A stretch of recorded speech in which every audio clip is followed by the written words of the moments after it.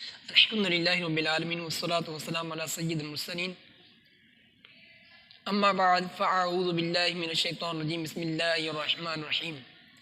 آقا انعامدار صلی اللہ تعالیٰ علیہ وسلم کا فرمان کا خلاصہ ہے، تم جہاں پر بھی ہو مجھ پر درود بھیجو کہ تمہارا درود مجھ تک پہنچتا ہے۔ سبحان اللہ۔ 8 فرامین مصطفیٰ صلی اللہ تعالیٰ علیہ وسلم، یعنی کہ آقا انعامدار صلی اللہ تعالیٰ علیہ وسلم کے 8 فرامین میں آپ کو عرض کروں گا انشاءاللہ الکریم۔ نمبر 1، اللہ پاک نیک مسلمان کی وجہ سے اس کے پڑوس کے 100 گھروں سے بلا کو دور فرما دیتا ہے۔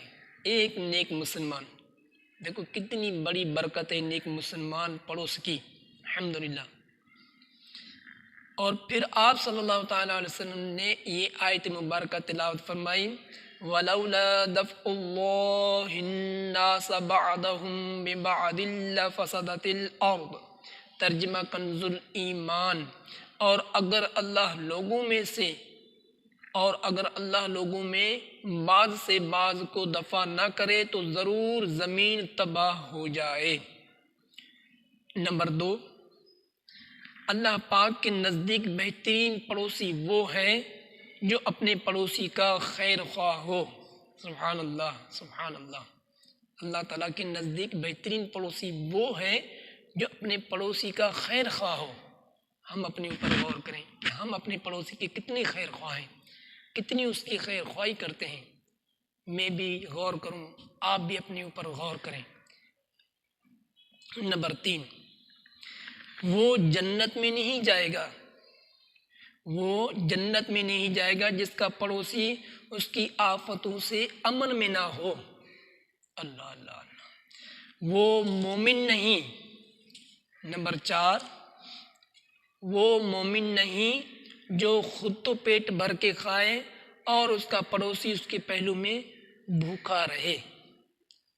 ہم غور کریں، کہیں ہم اس معاملے میں تو مبتلا نہیں کہ ہم تو خود پیٹ بھر کے کھائیں اور ہمارا پہلو میں جو پڑوسی ہے وہ بھوکا سو جائے یا اس کے بچے بھوکے سو جائیں۔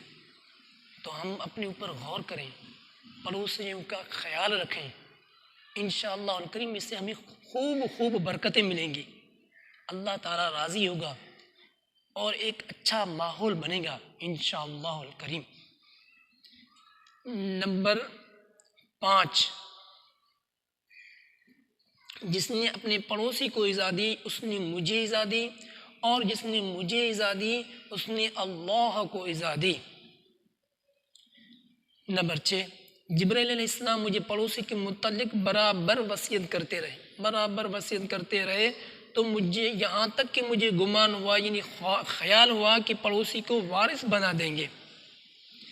اور نمبر 7، جو شخص اللہ اور یوم آخرت پر ایمان رکھتا ہے اسے چاہیے کہ وہ اپنے پڑوسی کے ساتھ حسن سلوک سے پیش آئے۔ سبحان اللہ، سبحان اللہ۔ نمبر 8، 40 گھر پڑوس میں ہیں۔ اب ہمیں پتہ نہیں کہ ہمارے پڑوس میں کتنے گھر آتے ہیں۔ آج آپ کو یہ معلوم ہو جائے گا کہ ہمارے گھر کے ارد گرد کتنے گھر ہمارے پڑوس کے اندر ہیں، تاکہ ہم اس کے ساتھ حسن سلوک کریں۔ 40 گھر پڑوس میں ہیں۔ حضرت سیدنا امام زہری رحمۃ اللہ تعالیٰ علیہ فرماتے ہیں اس سے چاروں طرف 40 گھر مراد ہیں۔ نمبر 9، حضرت سیدنا امام محمد بن محمد غزالی رحمۃ اللہ تعالیٰ علیہ فرماتے ہیں پڑوس کے حقوق میں سے یہ بھی ہے کہ اسے سلام کرنے میں پہل کریں، اس سے طویل گفتگو نہ کرے، اس کے حالات کے بارے میں زیادہ پوچھ گچھ نہ کرے، وہ بیمار ہو تو اس کی مزاج پرسی کرے، مصیبت کے وقت اس کی غمخواری کرے اور اس کا ساتھ دے، خوشی کے موقع پر اسے مبارکباد دے۔ سبحان اللہ۔ اور اس کے ساتھ خوشی میں شرکت ظاہر کرے اور اس کی لغزشوں سے درگزر کرے، چھت سے اس کے گھر میں نہ جھانکے، اس کے گھر کا راستہ تنگ نہ کرے، وہ اپنے گھر میں جو کچھ لے جا رہا ہو اس سے دیکھنے کی کوشش نہ کرے، اس کے عیبوں پر پردہ ڈالے اگر وہ کسی حادثے یا تکلیف کا شکار ہو تو فوراً اس کی مدد کرے جب وہ گھر میں موجود نہ ہو تو اس کے گھر کی حفاظت سے غفلت نہ کرے، اس کے خلاف کوئی بات نہ سنے اور اس کے اہل خانہ سے نگاہوں کو پست یعنی نیچا رکھے، اس کے بچوں سے نرم گفتگو کرے، اسے دینی یا دنیوی امور کا علم نہ ہو تو ان کے بارے میں اس کی رہنمائی کرے۔ کتنی پیاری تعلیم امام محمد غزالی رحمۃ اللہ تعالیٰ علیہ نے ہمیں ارشاد فرمائی، کتنی پیاری تعلیم۔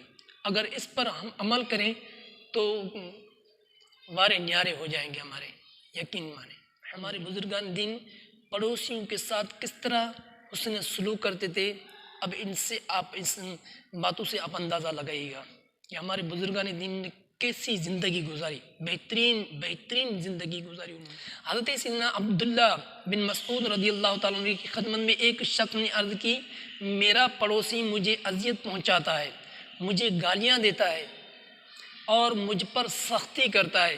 فرمایا اگر اس نے تمہارے بارے میں اللہ پاک کی نافرمانی کی ہے تو تم اس کے بارے میں اللہ پاک کی اطاعت کرو۔ سبحان اللہ۔ ایک بزرگ کے گھر میں چوہوں کی کثرت تھی۔ کسی نے عرض کی حضرت اگر آپ بلی رکھ لیں گے تو اچھا ہے۔ فرمایا مجھے ڈر ہے کہ چوہا بلی کی آواز سن کر پڑوس کے گھر میں چلا جائے، اس طرح میں اس کے لیے وہ بات پسند کرنے والا ہو جاؤں گا جسے خود اپنے لیے پسند نہیں کرتا۔ منقول ہے فقیر پڑوسی قیامت کے دن مالدار پڑوسی کا دامن پکڑے گا اور کہے گا اے میرے رب اس سے پوچھ اس نے مجھے اپنے حسن سلوک سے کیوں محروم کیا اور مجھ پر اپنا دروازہ کیوں بند کیا۔ ایک شخص نے عرض کی یا رسول اللہ صلی اللہ تعالیٰ علیہ وآلہ وسلم فلانی عورت کے متعلق ذکر کیا جاتا ہے کہ وہ نماز روزہ صدقہ کثرت سے کرتی ہے، مگر یہ بات بھی ہے کہ وہ اپنے پڑوسیوں کو زبان سے ایذا دیتی ہے، تکلیف پہنچاتی ہے، ایذا دیتی ہے۔ فرمایا وہ جہنم میں ہے۔ انہوں نے عرض کی یا رسول اللہ صلی اللہ تعالی علیہ وسلم فلانی عورت کی نسبت زیادہ ذکر کیا جاتا ہے کہ اس کے نفل روزہ صدقہ نماز میں کمی ہے، یعنی نفل نماز میں بھی کمی ہے، نفل صدقہ میں بھی کمی ہے اور نفل روزہ میں بھی کمی ہے۔ وہ پنیر کے ٹکڑے صدقہ کرتی ہے اور اپنی زبان سے پڑوسیوں کو ایذا نہیں دیتی۔ فرمایا وہ جنت میں ہے۔ سبحان اللہ سبحان اللہ۔ ایک اور بزرگ کی میں حکایت سناتا ہوں۔ بایزید بستامی رحمۃ اللہ تعالیٰ علیہ کا پڑوسی سفر پر گیا، اس کے بال بچے گھر میں رہ